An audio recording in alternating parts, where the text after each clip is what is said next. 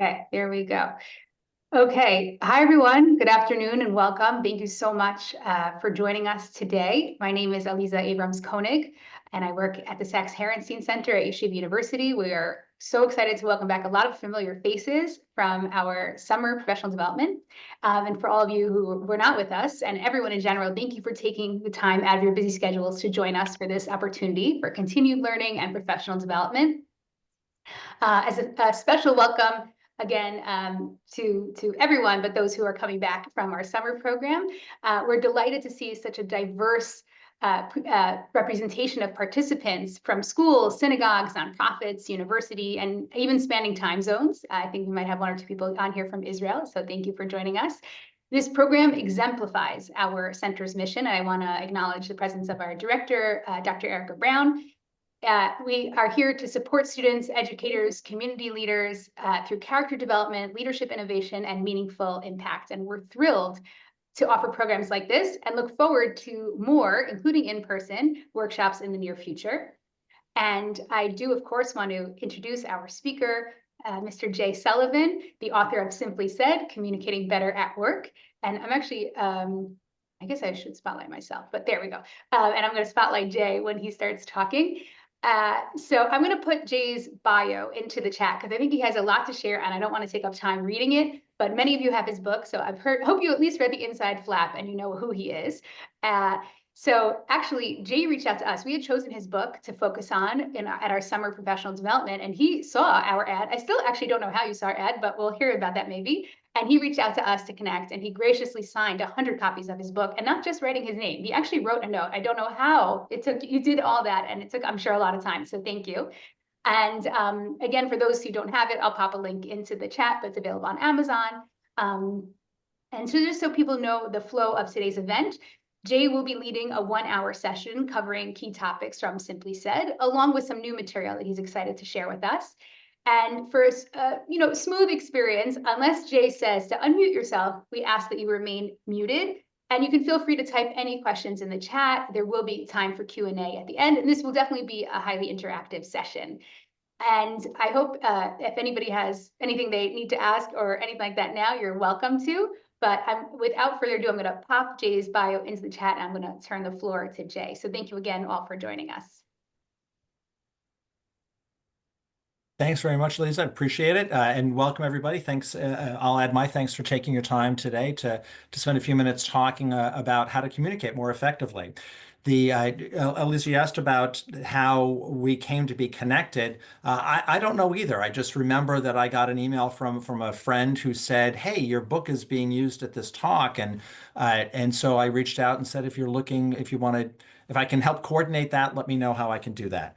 But I think that goes toward the idea of none of us, when we're sharing information, we never really know how we're connecting with each other or who we're connecting with or how widespread what we do, what we put out into the world really accomplishes and where it reaches.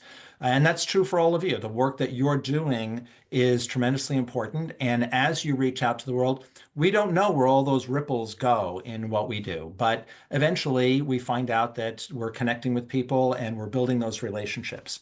And everything is so important in terms of building those relationships. And the key way we do that is through the impact we have as communicators. I work at Exec, which is a communications consulting firm, where we teach public speaking and writing and negotiating and client development skills, all the different ways that people connect with each other. But no matter what the content is that we're sharing, the theme is always the same. And the theme is that we are all more effective as communicators when we're less focused on ourselves and more focused on the other person. Always asking ourselves, why is she reading my email? Or why is he attending my meeting? Or why are they listening to this presentation? And if I think about what the other person is trying to get out of the exchange, I'm simply going to do a better job communicating. And that's the goal, is to figure out, how do I connect with people better? You're all smart people. You all have in roles in different organizations. You're all contributing very meaningfully. And the great thing is that you got where you are in part because you're smart. But on the job, we don't really get graded on being smart. We get graded on having impact. Can we take how smart we are and turn it into something of value for our organization and the people that our organization serves? And if we don't make that leap between being smart and having impact because we're smart, then our effectiveness stalls after a while because we're not really making that breakthrough and connecting with others. So the goal is always to figure out, how do I have that impact? And the number one way you do have that impact is through communicating. Because I teach communication skills, people think I spend a lot of time teaching people how to talk. I actually spend more time teaching people how to listen, because we can't really help other people if we don't know what their concerns are. And we all need to work on our listening skills. We're not really going to touch on listening skills today, but it's a big part of what's in Simply Said for those of you who've read it. And it's one of those things that we constantly have to work on, no matter how much we think we're good listeners. My wife and I have been married for 34 years. And on occasion, she has said to me, "You teach listening skills?" Because her perspective is, I'm not such a good listener in a lot of settings. And I think that's true for all of us, that we have to work on those skills as well. But today I thought it might be helpful to talk through, I'm not going to repeat a lot of stuff that's in Simply Said. I think many of you have it. I'll touch on some of the key concepts, but I thought it might be helpful to talk more broadly around the way people communicate. I do go at a pretty quick clip, as you can tell. I welcome your questions. So if you have any questions, you're welcome to either put them in chat and then Elisa will just share them with me, or you can just turn on your mic and ask a question that way if you feel more comfortable doing that. I welcome either way. Okay, so I'm just going to jump into a couple things that I thought might be helpful to talk through in this type of setting. And normally, if we had a smaller group, I'd have everybody go around and introduce themselves, but I know that's a little tough to do with this larger group. We'll eat up a little too much time. So my apologies for not doing that. So let's get into this. When we're talking to people, when we're communicating with people, we can really only talk about one of three things. We can talk about ourselves, we can talk about our content, we can talk to the audience about the audience. Those are the only three things we can ever talk about: ourselves, our content, the audience. Well, nobody cares about us, nothing personal. When I'm talking, nobody's there for me. When you're talking, it's not about you.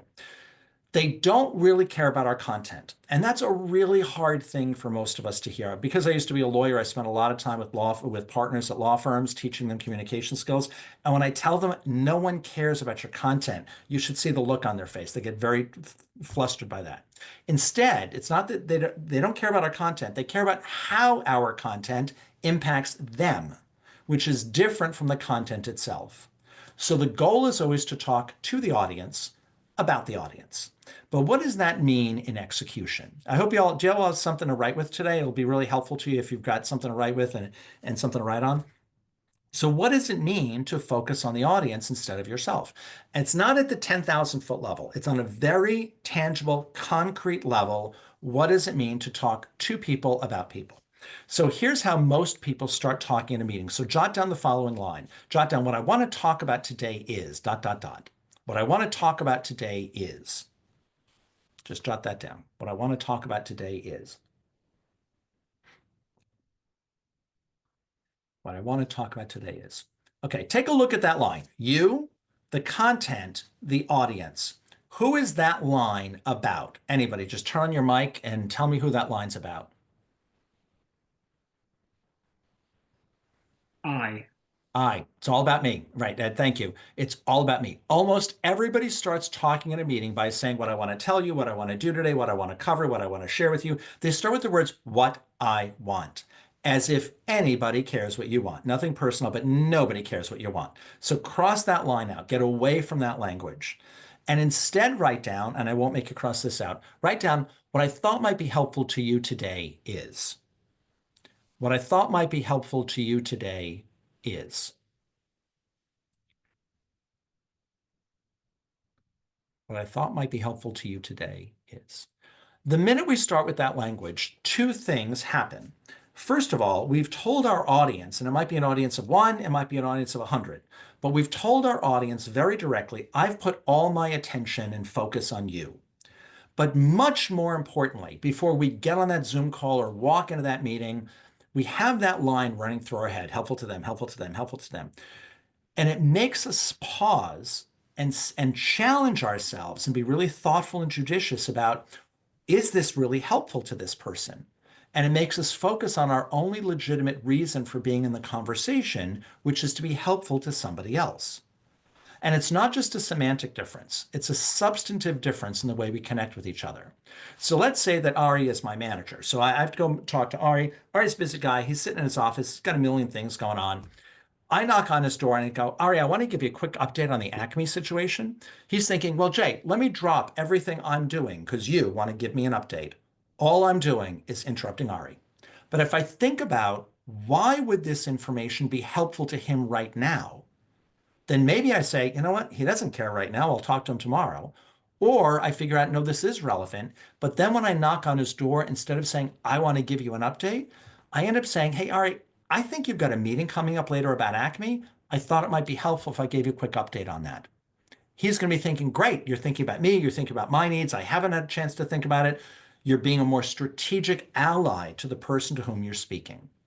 And the same is true when you get on the phone with your board of directors, when you get on the phone with a donor, when you get on the phone with a client. I don't know your various roles, but whoever your audience is, if you get on the phone with a client and you start by saying, thank you, I wanted to talk to you today about this, the client's thinking, really, am I here for you because of what you want?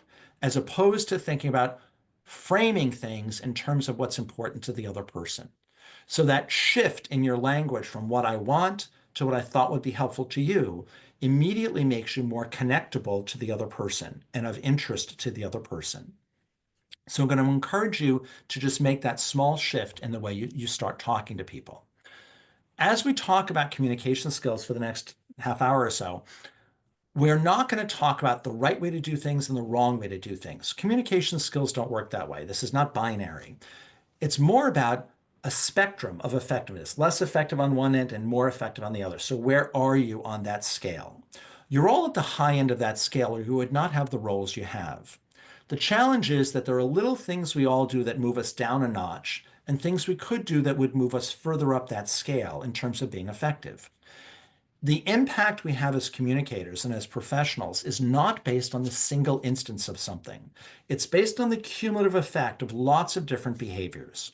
So just by a hand raise this way, for those of you with your cameras on, how many of you know that on occasion you're an ummer, all those hesitancy sounds as we're speaking, okay? Saying is not wrong. There's no such thing as wrong in that context. There's no presentation police who are going to run in the room and haul you out because you said Saying is not wrong. And if you say 2 or 3 times in a half-hour meeting, who cares? Nobody's even going to notice. You say 2 or 3 times in every sentence, and you start sliding down the scale of effectiveness because you came in sounding like you're unprepared. So it's that cumulative effect of the different behaviors we have that really lead us to having more impact or less impact. And it's not just on a single instance of something. You might have phenomenal delivery skills, but if your message isn't clear, you're sliding down the scale. You might have a really clear message, but if you sound like you're bored with your own content, you slide down the scale. So it's the cumulative effect of different behaviors that lead us to having one set of impact versus another. All right? So we're going to do a couple of quick exercises here, and we're going to think in terms of your message about yourself. So here's the scenario. You're in a social setting. You meet somebody, you have no context for them whatsoever, which I know is a little unusual, but we're going to start in the purest form here. So you meet somebody, it's a social setting, you're both standing there with a glass of wine in your hand, and the person, you have a little bit of a chit chat, but you have no context for who this person is, what profession they're in, etc. But fairly quickly in the conversation, the person says to you, so what do you do? So on your piece of paper, when somebody says to you, what do you do? What is your stock response? We all have that go-to line for us. What is your stock response when someone says, so what do you do? Write it on the paper. I'll give you a minute.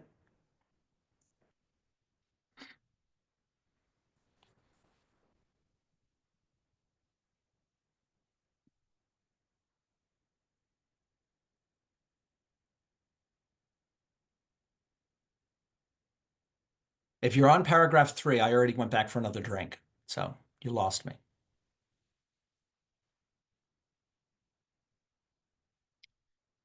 Okay, everybody got what they say? Circle your verb. Circle your verb. Remember, I asked you, what do you do? So circle your verb. In the chat feature, do not hit send, but in the chat feature, We're going to do what's called a waterfall. Everybody post just their verb. Don't hit send though. Just type it in and don't hit send till I tell you to.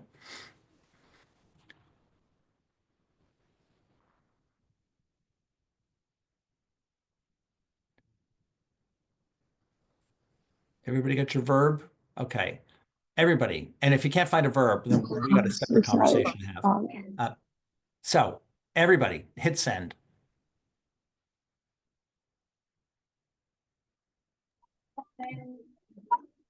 No verb. Okay. Oh, running. Okay. Looking good. Again, no right or wrong word here. So we've got is, provide, help, work, work, work, work, work, work, work, work, work. A lot of people who work hard. Am. So you're starting off in a better spot than a lot of groups I work with. When most people are asked, so what do you do? Most people use the to be verb. They say the title that would be on what we used to have, which were business cards. And they say, I am the executive director of this, or I am the a partner at such and such, or I am the assistant director of whatever. And they start by telling people their title. And when you use the to be verb, which only a few of you did, a lot of you say work, so I work at something, I assume. When we use the to be verb, we tell people that we view ourselves based on a status that we have achieved. I am a partner at Smith & Jones.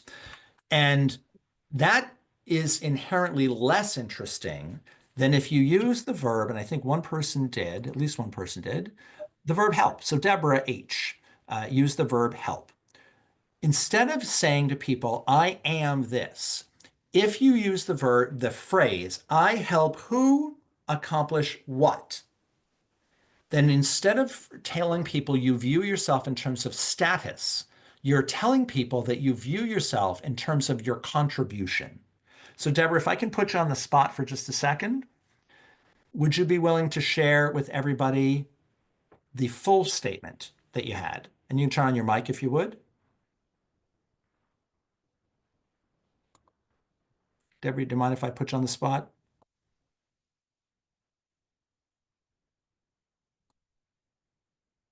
Deborah there?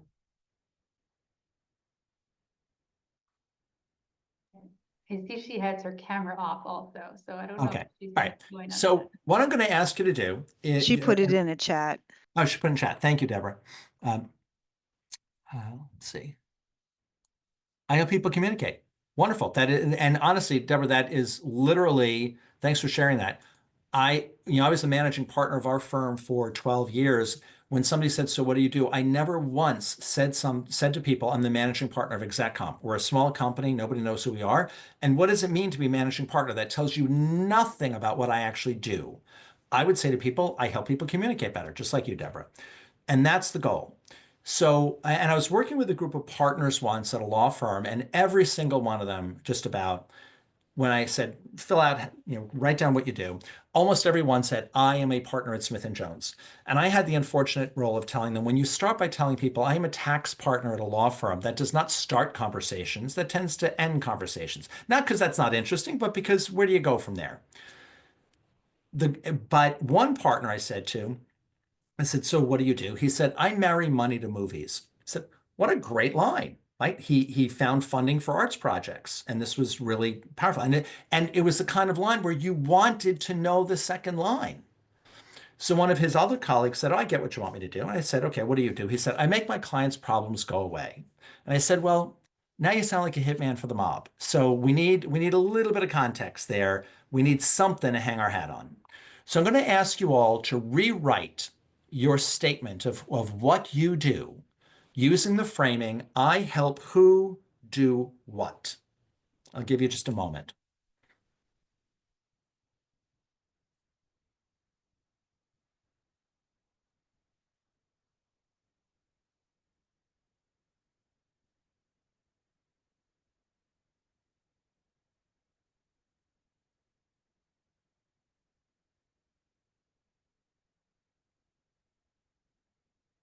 I help who do what.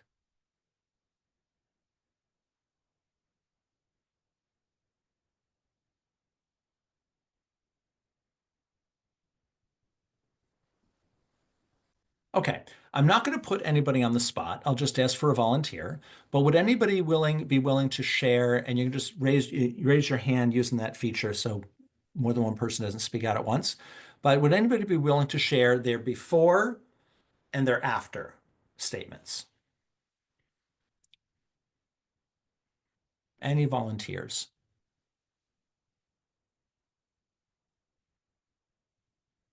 Eliza? Take one for the team. So initially I wrote, I am running student leadership programming at Yeshiva University. And then instead I changed it to, I help undergrads discover their potential as leaders. Wonderful. Wonderful. Like that's what you want to do. Now, if you happen to be, and I'm not, because you're focused more on how you're helping people accomplish their goals. And I'm not, and first of all, rarely do we meet somebody who they have no context for what they might know. But you want to start in that more generic framework and then make it narrower and more applicable to whoever you're speaking to. I did a program once for the administrators at Boston College where I went to undergrad, and there was one young woman in the group who her first take at this was, I am the Associate Director of Residential Life for the junior class, which is a mouthful and hard to remember. And when she reframed it, I said, okay, now what do you do? And she said, I help students feel at home when they're away from home. I said, that's really nice. She said, I feel so much better about myself. Like, and just by reframing it in terms of how she adds value. Your roles in particular, based on what I understand, are incredibly impactful to people. Your whole focus is on helping people accomplish a certain goal and a certain amount of growth. And to frame yourself in terms of how you add value to a certain population is so much more intrinsically both interesting and prompts further discussion and positions you differently than if you frame it using that to be verb. So you want to get away from that and just focus on what's helpful to other people. And that framework works well in other settings as well. So I thought it might be helpful if we go through I just thought I'd share one quick idea with you in terms of how to frame your information that I thought might be helpful and prompt other discussions as we're going forward. And by the way, that whole framework thing, if you teach second grade, and when somebody says, what do you do? Don't say, I expand young minds and help grow. Like, tell people I'm a second grade teacher. We all know what that is. But for a lot of other roles, it's just words, and it isn't really something that people can hang their hat on. So let's take a look at this idea of how to frame a discussion and talk broadly about things. So your audience, it's always about focusing and starting with the audience. So who are they?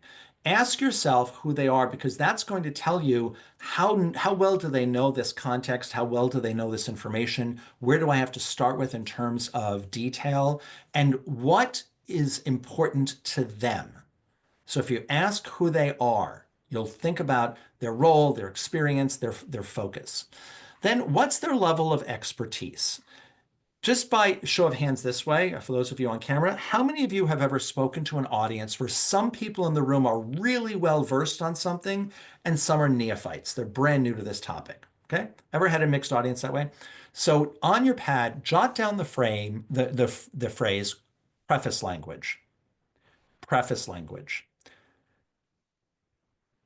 If you have an audience of mixed knowledge base, every time you're about to, remember, for every topic, there's colloquialisms, there's jargon associated with that topic. And you, as an expert speaking on a topic, are going to know the jargon. But when you're about to use jargon in a meeting where some people are going to know it and some people are new to the conversation, sometimes the jargon is an acronym you're using about something. You use preface language every time. So, and preface language, just jot down the following. It's saying things like, this is what's known as, this is what we call, this is what's referred to as. This is what we call, this is what's known as, and any version of that.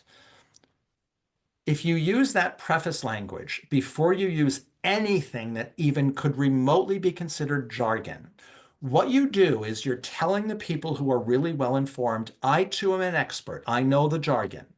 And you're telling the people who are less well informed, don't worry, I'm not going to leave you in the dark. I know that this is jargon, and I'm going to explain it to you. And you do it very quickly that way, just by saying this is what's known as. Because if you don't do that and you use the jargon, and I don't know the jargon, I'm sitting there going, I'm in the wrong meeting. I should, like, I'm in over my head already. I don't know what he's talking about. But if you just say this is what's known as, you're telling me it's okay that you don't know that language. So then ask yourself, what do they need to do with your information? You're going to speak differently. If the person to whom you're speaking is the person who is going to make the decision, you have a lot more leeway because you can react to their responses, their puzzled look on their face. You can answer whatever questions they have. You can make sure you can ask them questions to make sure they're ready to go because they're going to make the decision. But let's say I'm talking to Ari and Ari is going to turn around and be my ambassador and he's just the messenger. He's got to go tell the person who's going to make the decision. In that case, I have to be uber clear with him as to what my message is. Because if I just give him enough information to go figure out his message, I'm going to lose control of the message. So if he's the decision maker, it's going to be a conversation. If he is the person who's going to go talk to the decision maker, I have to not only have that conversation with him, but I've got to be unbelievably clear with him as to what message he is delivering to someone else. And then ask yourself, why do they care? So what is the thing that is driving them to be in the room with you today and listening to your message? And if I think about why they care, then I'm going to be able to hit on those important emotional pulls that get people invested in whatever I'm saying. So your overarching approach when you share information is to start with context, then move to message, and then move to the agenda. So the context helps frame the conversation. The message is the most important thing this person needs to know. And the agenda is all the detail stuff as it moves forward. So let's take a look at each of these. Context tells me how to hear what I am about to hear. And the reason this is important is very often people will share a data point with somebody. Like if you say to somebody, this is going to, the expenses on this hit $10 million. I don't know, is that good news? Were we expecting to hit 12 million and it's only coming in at 10? Is that bad news because we thought it was going to be 8 and it's going to be 10? I don't know how to hear a number. And you have to provide context for that number and tell me how to experience the information you're sharing. So what I'm going to do is give you examples of context for 3 different settings. When you are providing an update, you're suggesting a course of action, or you're leading a discussion. All right, so we're going to start with providing an update. You've been tasked with a job, you're coming back in to report back to your board, to your manager, to whomever, and you have to give them an update on where we are. So what does that look like? If you're providing an update, you have 3 options. You have everything is on track, we've just hit a roadblock, I got good news and bad news. And there are many more, but these 3 cover 90% of what you need. You're framing the conversation. So let's say that I am in a conversation with Shoshana. Shoshana's my manager who I'm talking to. I've got to connect with her. She's asked me to follow up on the Acme situation, and I'm coming in to give her a report. I knock on her door, and again, I say, Shoshana, I thought it'd be helpful if I give you an update on Acme. With regard to Acme, everything's on track. The minute I say everything is on track, so turn on your mics for a second. The minute I say everything's on track, what happens to Shoshana's body language? What does she do? Anybody? Relax. I'm calm. She relaxes. Exactly. Relax. She relaxes. There's no crisis. Not stressed, right? Right. More importantly, she gets to prioritize. And if I say, Shoshana, with regard to Acme, everything's on track, she gets to say, great, Jay, I am putting out a fire right now. If everything's on track, let's do this later. I gave her what she needed in the moment so she could prioritize. Or if she's not in a rush, she just relaxes, we have the conversation, but she knows how to hear the update I'm about to give her. Now, if I say, Shoshana, with regard to Acme, we've just hit a roadblock, she becomes more alert. We have to solve a problem. If I have good news and bad news, and I don't tell her that, I end up coming in and saying, so Shoshana, with regard to Acme, this is going well, and this is going well, this is going well. And she's lulled into this sense of security. And then I go, unfortunately, and then I drop, the issue and tell her it's not going to go well. And she feels sabotaged. So I start out by saying, I've got good news and I've got bad news. and I tell her how to experience this issue. So just by hand raising, this idea of framing the conversation, anybody with your camera on, just by hand raise, have any of you ever been in a fender bender before? Really minor car accident. Okay, Alicia, I see your hand up. Okay, if you turn on your mic for just a second, I'm going to put you on the spot. Now, am I saying your name right, Alicia? Alicia. Alicia, thank you. Alicia, you've been in a fender bender. You had to call home and tell your family this. What is the first thing you said when you called home? Everything's okay. Everything's okay. Exactly.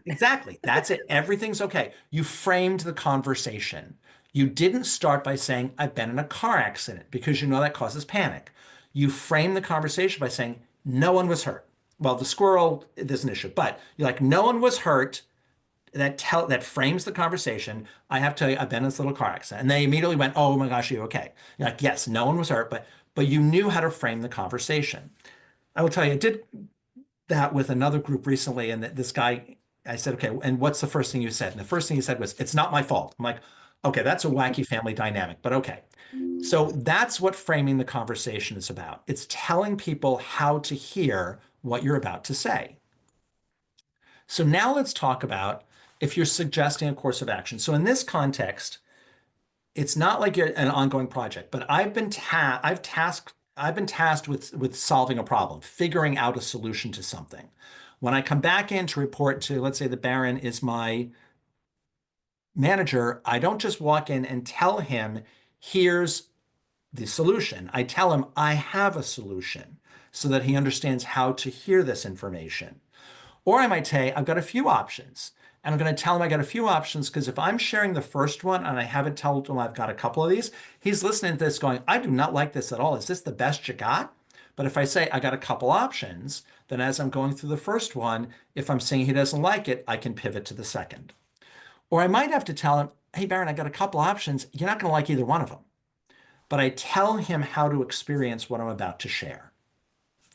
And then the third option is, let's say I'm leading the discussion. So I'm the one in charge of the meeting. You want to tell people how to expect to experience the meeting that they're about to go through. So you start by saying, hey, everybody, this should be quick today. I know it's an update meeting, but this should be quick. And it lets them know we don't have a lot to cover. Or we've got a lot to cover today, so buckle in.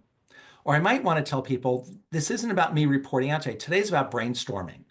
And you prep people for how to experience what you're about to share. So those are, and by the way, I've only listed 3 here for each of these, and I'll make sure you get this information after the session, but there's plenty of others you can use, but I picked the 3 that for each of these that I think are most likely to come up and cover 90% of what we have to say to people.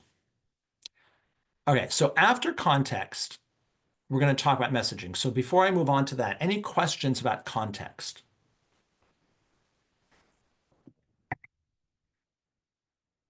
Okay. So then you get to your message, and the message is the main thing that people need to know. And it's all the audience remembers. So if you talk in the meeting's 20 minutes, you talk for maybe 6, what they remember is 20 seconds. The way I always think about it is this. I always ask myself, and I spend so much time working with people on delivering presentations. I always ask them, and I'd ask you to think about it this way. If I only remember one sentence from what you have to share, what is it you want me to remember? So when I walk out the door, what is it I remember? And I ask people to think about it this way. At every meeting you go to, there's always somebody who missed the meeting. Bob misses the meeting. When I run into Bob in the hall afterward, and he says, so what was the meeting about? What is the one sentence you want somebody in the meeting to share with Bob? So when I teach a program, the message is we're more effective as communicators when we're less wrapped up in ourselves and more focused on the audience. And if people remember that, they got it. But if somebody walks out of one of my programs and somebody says, hey, I missed the program, what was it about? And I go, the guy just rambled on about communication skills, then I had no impact, none whatsoever, because they didn't get the main message. So the main message you're drilling in for people. And you got to remember, what is the one thing that people are going to remember? And it's literally one sentence, right? So what's your message? Effective messages are short. They're 10 words or less in length, so they're easy for somebody to grasp. They use simple words. There's no jargon in the message. The message is very simple. They're upbeat. They're about solving a problem. They focus on the audience. So you have thought about how this audience might have to use this. And then they are easy to repeat because you have to repeat them. The first time you say something, nobody really hears you. The second time you say it, it sounds vaguely familiar from somewhere. And the third time you say it, they're like, okay, now I get it. That's what he wants me to remember. So always think about it. You've got to be able to repeat that message pretty frequently.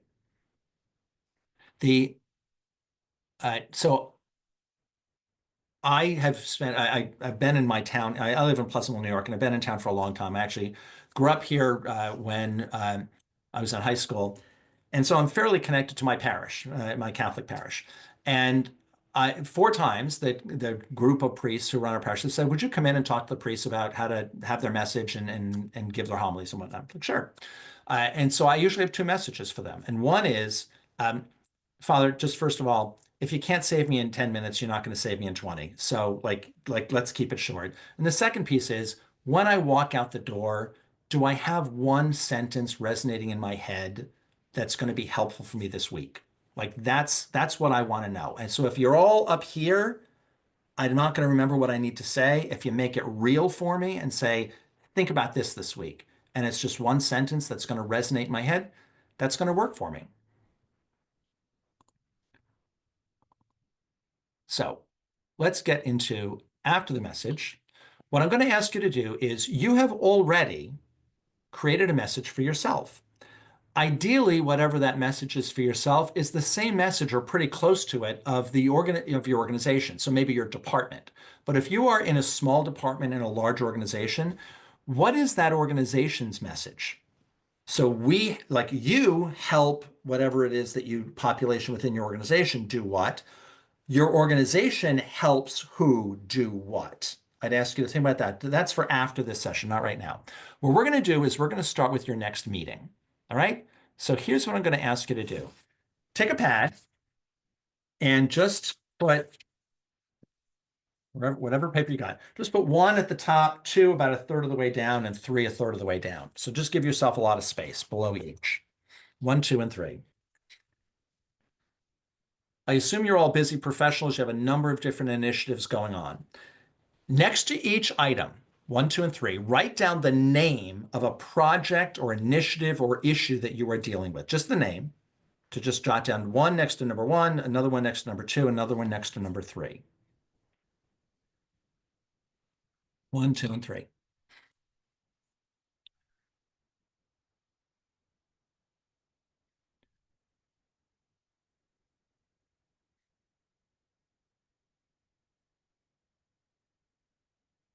You have 3 projects written down or 3 initiatives or issues. Okay. So here's the assignment. I'm the person to whom you report on all 3 of these initiatives, or think of that audience, whether it's your board, your manager, whoever it is. But there's one person who you report to on all 3 of these things. And they have just sent you an email saying, I'm going to call you in 5 minutes and I need an update on alpha, beta, and gamma. All right. I'm going to set my clock for 2 minutes. And in 2 minutes, all you're writing down is you're going to write down the context and the message to update me on those 3 things. So it's going to be everything's on track, hit a roadblock, good news or bad news. And then or whatever you think the context is. And then the message. What is the one sentence I need to know about each of those 3 things? So you're writing 2 or 3 sentences at most. You have 2 minutes to do all 3. Begin now.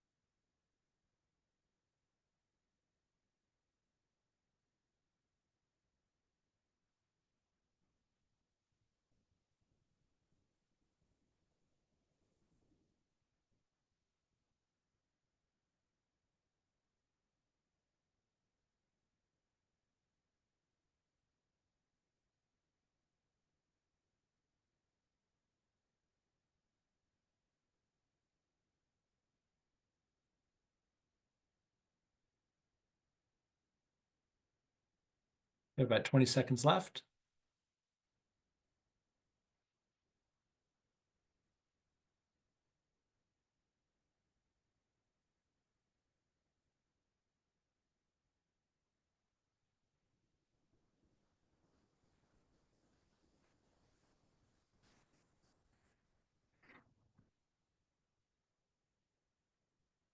Okay, let's hold it there. All right. Again, by hand raise this way, anybody ever gotten that email from somebody where they say, I need an update from you on this matter in 5, like, give me a quick update on this, and you feel every part of your body clench because you're like, oh gosh, how am I going to summarize this? You just knocked out 3 of those in 2 minutes. If you know your context and your message, everything else falls into place because you know how to frame what you're sharing with people, as opposed to when we go into a meeting and we're struggling to figure out, what am I really trying to say here? If you know how to position it and you know that main message, all the other stuff falls into place. By hand raise this way, anybody ever talk at a meeting and suddenly realize, I have gone so deep in the weeds and they so don't care anymore, and you just don't know how to get out of it? Like, when you start talking and you just go on too long and you're way down in the weeds and you're thinking, I don't know how to get out of this. The way you get out of it is you stop yourself mid-sentence and say, look, anyway, everything's on track. We're going to be able to file on time. And you pull yourself out of the weeds by restating your context and your message. If you're way down in the weeds, nobody minds that you just stop yourself mid-sentence. Believe me, they're grateful. So you pull yourself out of that by restating that context of the message, and you're ready to go. So those are some key ideas in terms of how to connect with people better, just in terms of how to frame yourself, how to frame your information, and how to share what's really most important to this audience. The other factor is, and we will talk about listening skills for just a second. I don't know how many of you were participating in the summer piece where you got a copy of the book, but I think in addition to the book, I put one of these little blue cards in each book for each person. And they simply have 3 questions on them. So I'm going to go over with you how to think about these, because this is a tool. I give this out when I'm teaching in class, and they're laminated for a reason. You're all busy doing your important job. And my job is always to make better communication easy for people. And the way you do it is just make it really easy for yourself. So this card has 3 questions on it. How can I help? What would be most helpful to you? Would it be helpful to you if I blank? So Jack, the client, or whoever you think of the people you serve as clients or customers, whatever, or just people you're serving, Jack calls and says he expresses his challenge. The instinct for all of us as human beings is to immediately make assumptions. We make assumptions about what people need all the time. Instead, if you just start with that top question, Jack, how can I help? It makes no assumptions whatsoever, and it's completely open. Now Jack shares more information. Now you're ready to tell him what to do. Still resist because you still don't have enough information, and say, Jack, I'm hearing a number of different things here. What would be most helpful to you? Most helpful and you in the same sentence has an amazing impact on people. It makes them stop and realize you're not just trying to be helpful, you're trying to be efficient. And I promise you, they will always focus on the word most. Most helpful, it'd be most helpful if you did this. Great. Now you get to do what is most helpful to that person you're serving, as opposed to something that turns out to be marginally beneficial because you made an assumption. Now, sometimes people will call you, and just by hand raise, have you ever had somebody call you and you can tell from their tone of voice, they are wandering in the wilderness. They have no clue what to do right now. When somebody's wandering, it is not helpful to say to them, what would be helpful to you? They're going to say, I don't know. That's why I'm calling you. So in that case, make an assumption and go to the 3rd question, which requires making an assumption, but you don't move forward on the assumption without checking in. There's a big difference between saying, when Jack calls and he's lost, big difference between saying, you know what, Jack, I'm going to take over, here's what we're going to do. And you just take over, as opposed to saying, Jack, would it be helpful to you if I did X? If you say that, Jack's got 2 options. You can say, yeah, that's great. That's exactly what I need. You've solved his problem. Or you might say, no, not really what I'm looking for. That's not really it. And you say, okay, I'm glad I asked. Let's talk some more. Let me understand this issue a little bit better.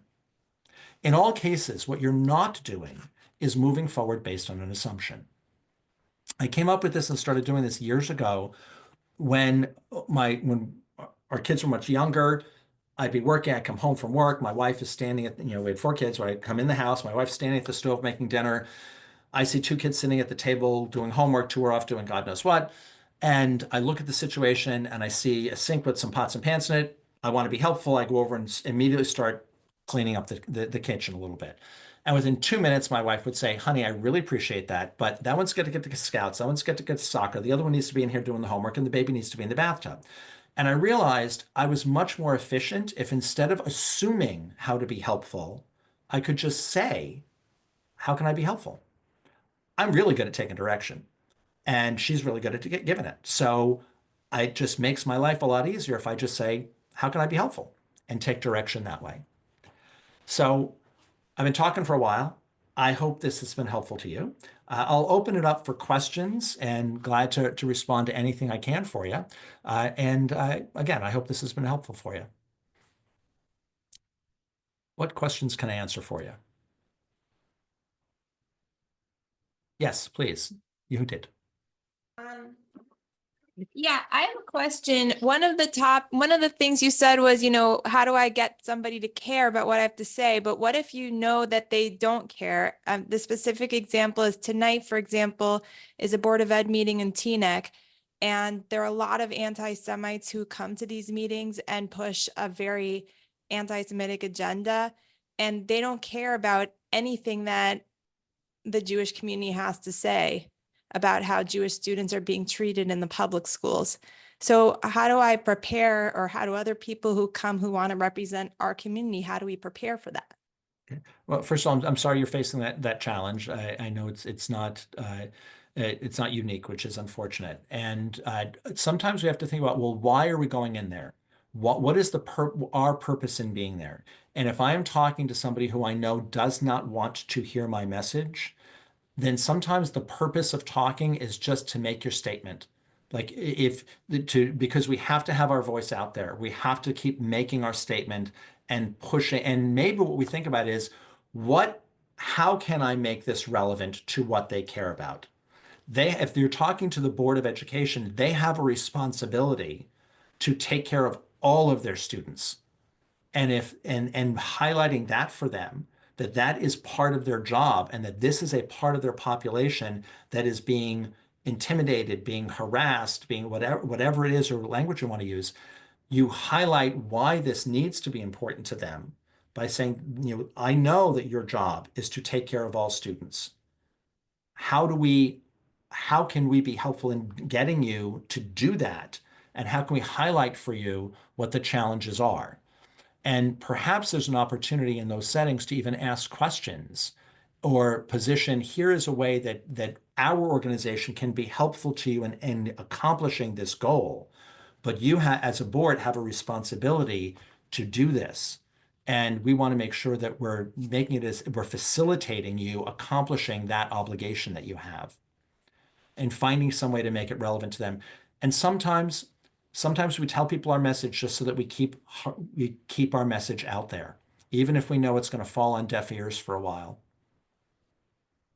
Eventually it gets through, you hope.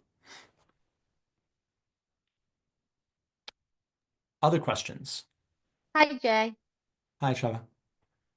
My question is, to what extent do you think seemingly tiny language adjustments make a difference? So for example, with my clients, I often advise not what would be most helpful to you, but what is most helpful to you, what will be most helpful to you. Like I even will, with my own language at least, I'll even pick apart not using would. So these seemingly tiny language shifts, how much do you think they make our communications with other people more effective or not? I think that thanks for asking that. I think that language is so subtle and evolves very rapidly that we need to be in tune with those subtle language shifts. And if you feel like something is going to be heard better by somebody else by framing it a little bit differently? Absolutely. And also you want to think about it in terms of everybody takes in our messages through their own filter. So how do I position this in a way where I'm likely to be heard by the broadest possible group of people here? And then if I have the opportunity to talk to a very narrow group of people, or I don't mean narrow in their frame of reference, but just their role, how do I have to reposition this differently for that individual? And you all, if you have kids, you know this, that you can talk to all your kids at once, but you know that this one's going to hear it this way and this one's going to hear it this way. And we talk to different people differently based on their communication style in many ways. It's also important to think about, is this an individual? So let's say you're at the individual level. Is this an individual who really likes a lot of detail? And so I've got to go in there ready to provide all that detail. Or is this somebody who the minute you get into the detail, they glaze over? And I've got to talk to them at a more high level? Or is this somebody who's going to respond really well if I talk about the emotional impact of something, as opposed to somebody who really only cares about what's the concrete impact to people? So yeah, if you know your audience and know what they care about, you know what to highlight in the middle in the conversation. And that all language is about subtlety. So I'm glad you raised that. Thank you. Chaim? Hi, thank you. One of the suggestions you had was prefacing remarks with, I have, two thoughts or there are two approaches, but you probably won't like either one. Now, is that, that's based on an assumption that maybe I don't like either of the options, but in a way it's kind of skewing it for them to not like the options, as opposed to there are two different approaches and let them shoot them down. Like where there's adding the expectation that they're not going to like the options, how is that helpful? Sure. I appreciate you asking that. That's really only if you know up front they're not going to like it. Like they've told you, here is my ideal outcome. And you've got this over here and this over here. And you're saying, I can't get you that. Here are two things. You're not going to like either one of them because they don't accomplish this, but they both have benefits. This is the best we're going to get out of this. And it sets the tone, because if you say I got a couple of options and you share the first one like that, I don't like that, doesn't get us there. And you're thinking, well, then he's really not going to like this other one that also doesn't get, but this is the best we're going to do in the moment. Okay. And toward the idea of subtlety in language, let's do one more quick thing. We have 5 minutes left. So jot down on your pad the following phrase. Jot down the phrase qualifying language. Qualifying language. Qualifying language is when we can state something in the absolute, but we qualify the integrity of it.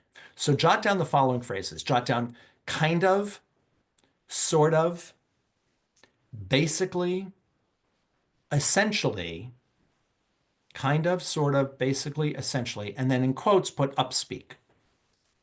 And we'll talk about each one of these. Upspeak is when our voice goes up at the end of a sentence, it's expressing a question, we're making a statement. So we're going to talk about all these. If I say to you, it's basically X, I am telling you it is not X, right? It's near X, it's in the vicinity, but it's not X. And as a lawyer, lawyers use basically all the time because we say the law basically says this when the law doesn't say that. It says that with 18 caveats that we've discounted. So we accurately say the law basically says this. But if I'm then talking to you about an idea and I say, I basically looked at these issues and I kind of think we need to do this. What does it mean to basically look at something or to kind of think something? And we undermine our own integrity because we're not being, and the other word to write down is the word deliberate. We want to be deliberate communicators. We say what we mean and we mean what we say. And the more we fill in with qualifiers, the more we have difficulty. And it's the same with kind ofs and sort ofs and what I mentioned earlier about ums. 2 or 3 kind ofs in a meeting, nobody notices. Kind of this and sort of this in every sentence, and you slide down that scale because you're being less deliberate in your language. The way you minimize the use of kind of, sort of, basically, and essentially is to pause more between sentences. If I just give myself a moment between each sentence, I become more deliberate about the language I'm using, and I'll tend to minimize the use of the qualifiers. Now, upspeak is different. Again, upspeak is when your voice goes up at the end of a sentence, as if you're asking a question, when you're really making a statement. And in some languages and in some places, that is the intonation people use, and that uptick at the end does not mean a question. But in English, in the United States, upspeak suggests a question. And the problem with upspeak is that it creates ambiguity. If I say to you, I think we need to do X, and there's a question mark at the end, what's the question about? Is it that I'm not sure I think this? Is that I'm not sure it's X, it could be X plus 2.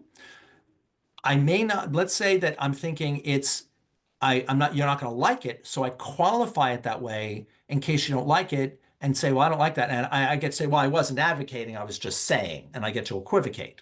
And it's not as helpful. And it creates ambiguity. It also creates an opportunity for somebody else to push back. So, Alicia, I'm going to put you on the spot for just a second. If you turn on your camera, your mic for just a second, please. You and I are negotiating something, okay? And we're not quite opposing parties, but we're going back and forth, and we're negotiating on something. And I say to you, now we have to negotiate deadlines. And I say to you, I need this by Tuesday. What do you hear as your deadline?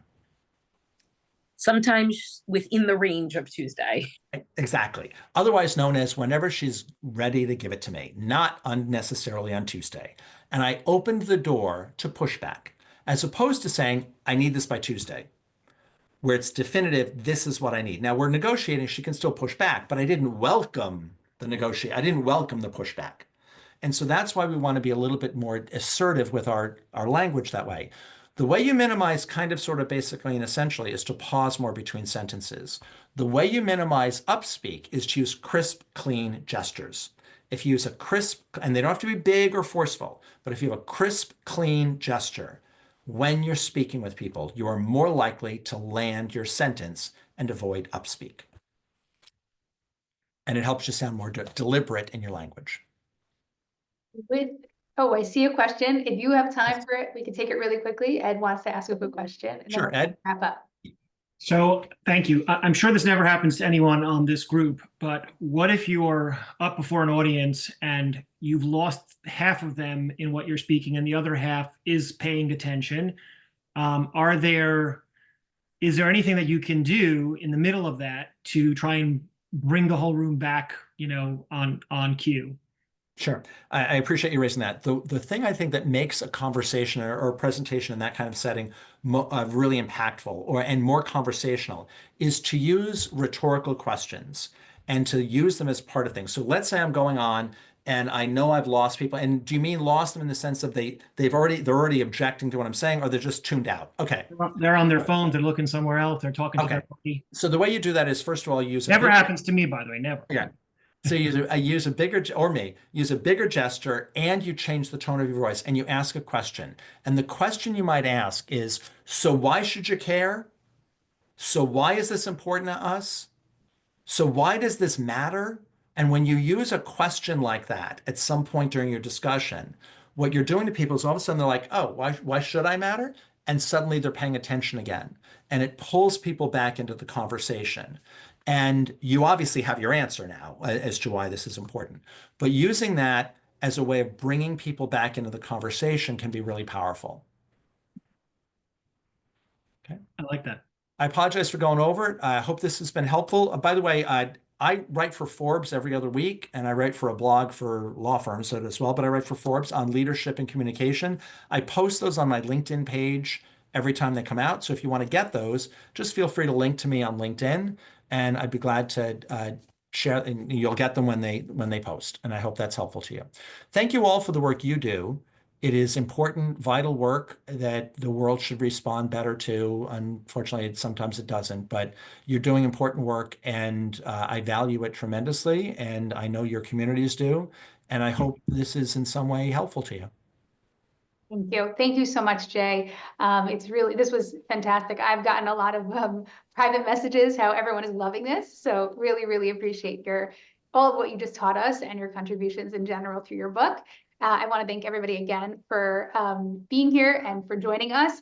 And I just want to echo, actually, well, now I maximize my screen and I can't see my exact notes, but we are running programs to better help people learn their communication skills and improve as professionals. So thank you. And I just want to bring to everyone's attention our next upcoming event, which is on November 25th at 8 p.m. Eastern. We're going to be having a book talk with Adam Kirsch about his new book. So you can check out our newsletter or email sacscenter@yu.edu, and we can register you if you haven't seen our flyer in our newsletter. So thank you again so much for joining. We'll be sharing the recording for anybody who wants to rewatch or share with a colleague. And I posted the link to the book in the chat. If anyone hasn't bought it yet, highly recommend. Thank you again so much, Jay. Take care, everyone. Have a great day. Thank you.